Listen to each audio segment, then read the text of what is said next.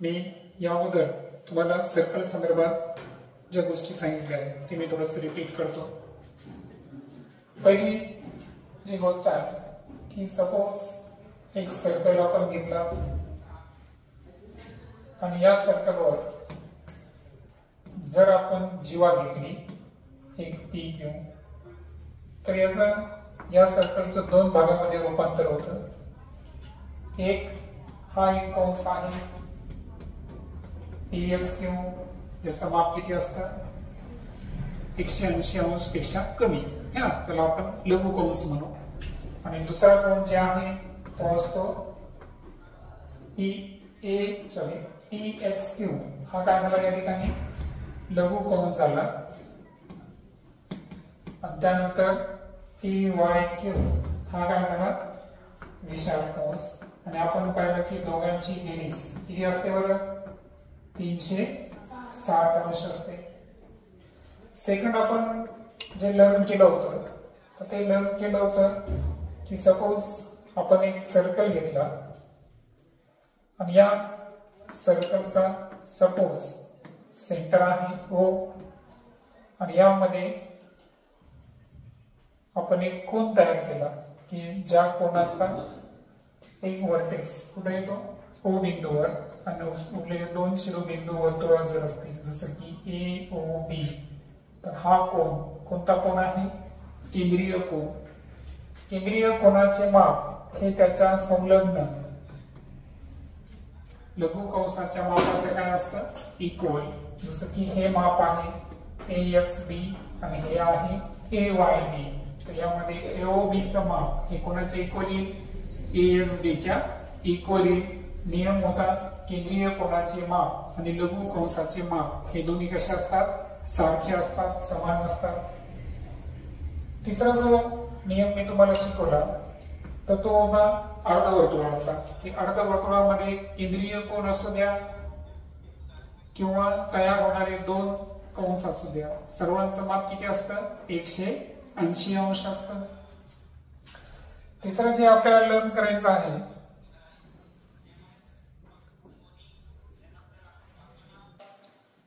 तिसऱ्या याच्यामध्ये आपण पाहिलं होतं की सपोज हा एक सेंटर आहे, वर्तुळाचा केंद्रबिंदू काय आहे O, आणि इथे जर आपण दोन सारख्या जीवा काढल्या, ही एक जीवा आणि ही एक जीवा. पहिली जीवा आहे AB आणि दुसरी जीवा काय आहे CD.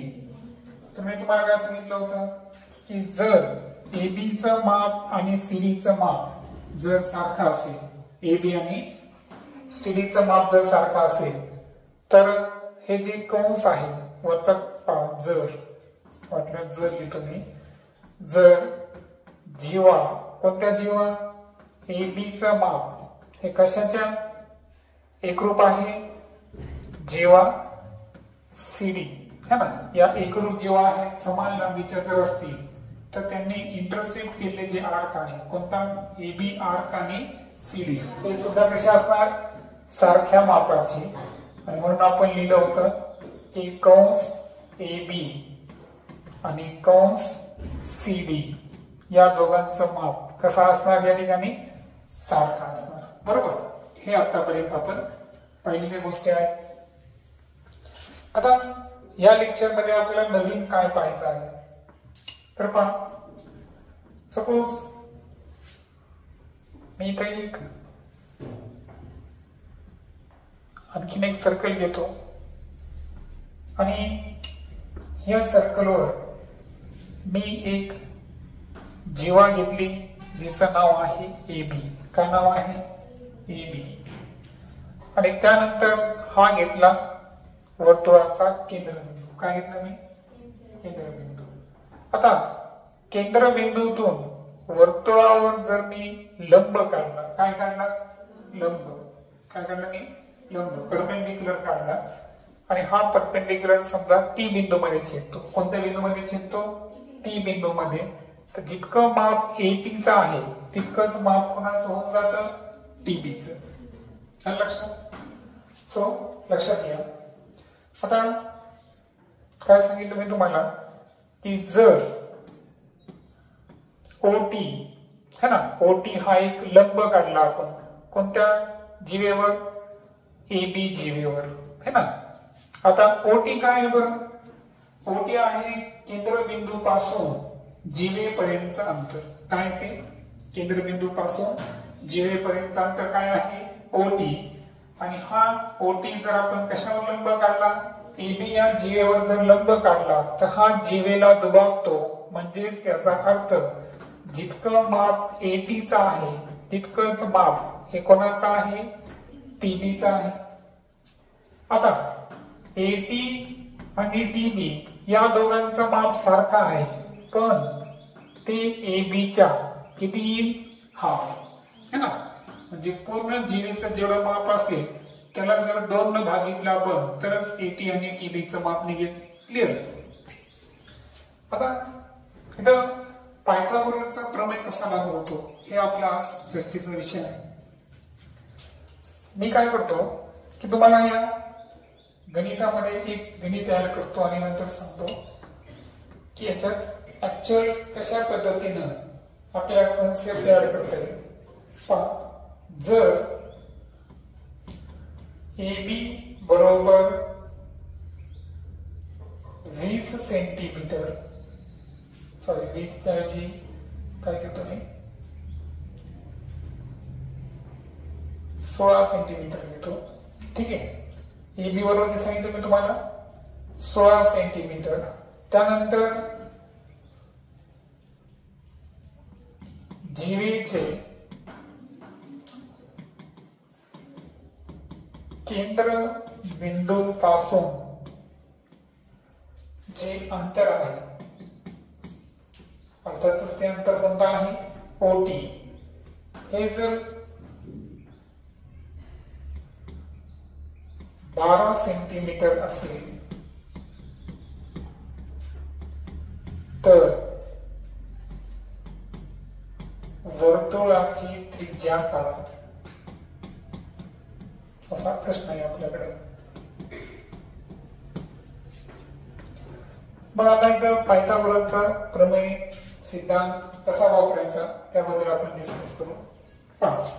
आता AB तुम्हाला 16 मापाची दिली, म्हणजे ही जी जीव आहे AB किती मापाची आहे? 16. त्यानंतर जीवेचे केंद्रबिंदू पासून जे अंतर आहे ते किती आहे? 12 सेंटीमीटर. म्हणजे हे अंतर किती आहे? 12 सेंटीमीटर. आणि पुन्हा तुम्हाला हे पण दिलेलं असेल ना की जो OT आहे हा AB ला काय आहे? लंब आहे. हे पण दिलेलं असेल. ठीक आहे. आता एक लक्षात घ्या की जर आपण ही बाजू जोडून घेतली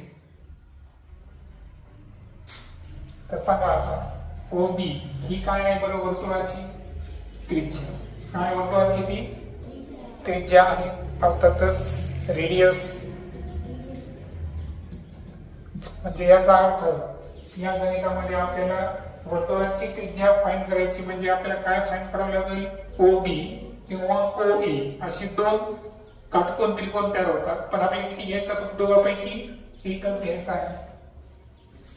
आता आपल्याला त्यांनी काय दिलेलं आहे? आपल्याला दिलेलं आहे की AB बरोबर 16 सेंटीमीटर आहे. त्यानंतर OT जे आहे ते आहे 12 सेंटीमीटर. त्यानंतर आपल्याला दिलं की OT हा AB ला काय आहे? लंब आहे. आणि लंब जर असेल तर समोरच्या बाजूला तो काय करतो? बायसेक्ट करतो. म्हणजे काय करतो? दुभागतो. म्हणजे हा नियम इथे लागू येईल. जर आपल्याला AT आणि BT माप काढायचं असेल तर AB च्या मापाला कितीने भागावं लागेल? 2 ने. AB चं माप आहे 16. 16 ला 2 ने भागा. अंतर किती येईल? 8 सेंटीमीटर.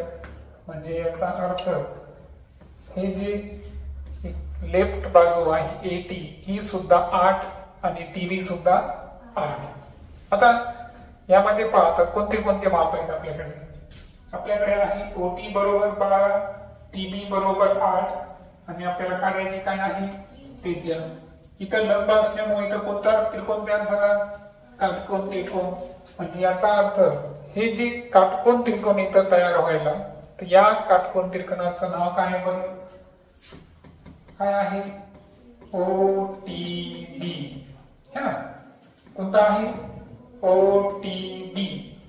ओटीबी मध्ये टीबी काय लागतो बरं तुम्हाला? टीबी काय आहे? पाया. काय आहे टीबी? पाया.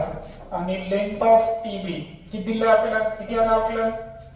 8 सेंटीमीटर आलं. त्यानंतर ही जी आता सांगितल्याप्रमाणे ओटी ही काटकोन त्रिकोणाची उंची आहे आणि जे ओटीचं माप दिलेलं आहे आपल्याला ते किती आहे? 12 सेंटीमीटर. आणि ओबी जो आहे तो आहे कर्ण. तो आपल्याला काय करायचा आहे? फाइंड करायचा आहे. मग आता इथं जसं की इथं सिद्ध होतं की ओटी हा परपेंडिक्युलर आहे एबी ला, म्हणजे याचा अर्थ ओटीबी हा जो त्रिकोण आहे हा कोणता त्रिकोण आहे बरं? काटकोन त्रिकोण. कोणता आहे? काटकोन त्रिकोण आहे. नियम काय काटकोन त्रिकोणाचा? कर्ण वर्ग बरोबर पाया वर्ग अधिक उंची वर्ग. करेक्ट. मग आता सांगा कर्ण किती आपल्याकडे? कर्ण आहे ओबी. त्याला तुम्ही असं लिहू शकता. पाया कोण आहे? टीबी. बरोबर. पाया कोण आहे? टीबी. आणि उंची कोण आहे? ओटी. सांगा टीबीचं माप किती आहे? 8. त्याचा स्क्वेअर घ्यायचा. ओटीचं माप किती आहे? किती घेतला आपण? 12 घेतला. 12चा स्क्वेअर. आता 8चा स्क्वेअर किती आहे? 64. आणि 12चा 144. आता 14 आणि 6 किती झालं? 20. 4 आणि 4 किती झाले? 8. आणि 14 आणि 6 किती झाले? 20. किती आलं? 208.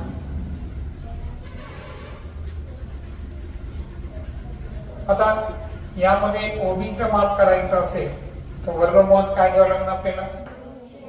208. मग आता यामध्ये काही वर्गसंख्या निघते का? तर पहा 4 न जर गुणला आपण 4 पंचे 20, 4 दुनी 8. पुन्हा निघतात पहा 52, 13 चौक 52. बरोबर. मग आता मला सांगा 4 चौक किती व्हायले? 16. 16चं वर्गमूळ निघतं का? किती निघेल? 4. आणि कंसात काय राहिलं? वर्गमूळ 13. म्हणून जे वर्तुळाची त्रिज्या आहे ती किती येईल? 4√30. आता पहा मी जे संख्या घेताना अंदाजे घेतले होतं. बरोबर आहे का? तुम्हाला तिथं पायथागोरसच्या ट्रिपल नुसारच जास्तीत जास्त विचारणार. पण इथं काय झालं की मी एक संख्या अंदाजे घेतल्यामुळे इथं ट्रिपल्स आलं नाही. पण ट्रिपल्स न येताना सुद्धा वर्गमूळ कसं काढू शकतो आपण? याला सर्ट्स मेथड म्हणतात है ना. काय म्हणतात याला? Sturges method. की जी वर्गसंख्या आपल्याला बाहेर काढता येईल तितकी जास्तीत जास्त वर्गसंख्या आपल्याला काय करायचं? बाहेर काढायचं. आणि ज्यांची निघत नाही तो संख्या कुठे ठेवायची? स्क्वेअर रूट मध्ये ठेवायची. अशा पद्धतीने सुद्धा विचारल्या जाऊ शकतं. बरोबर नाही असं नाही. बरोबर आहे का? आणि शेवटी एक ट्रिक लक्षात घ्या की पायथागोरस मध्ये समजा एक त्रिकूट आहे. कोणता आहे? 3, 4 आणि 5. याला जर तुम्ही मल्टिपल केलं 2 ने जर गुणलं तर ऑटोमॅटिक काय करावं बरं? 6, 8, 10. पुन्हा दुप्पट करा 12, 16, 20. येते लक्षात. त्यानंतर 5 आणि 12 जर घेतलं तर 144 आणि 25 169. कोण येतं? 13. मग इथं 10 जर असेल इथं 24 झाला तर इथं ऑटोमॅटिक काय व्हायला? 24. इथं जर 20 केला आपण इथं 48 तर इथं कोण होईल? 52. म्हणजे ऑटोमॅटिक तुम्हाला जे फक्त मुख्य मी 10 लिहून दिले तेच तुम्ही पाठ करा. आणि त्याच्या व्यतिरिक्त थोडस सर्व बाजू दुप्पट तिप्पट करून तयार होतं का? आहे की नाही? तर हे तुम्ही त्यासाठी प्रयत्न करायचा. आलं लक्षात? तर आता उद्याच्या लेक्चर मध्ये आपण काय करू? जे या अगोदर अशा पद्धतीचे गणित विचारले गेले त्यावर आपण चर्चा करू.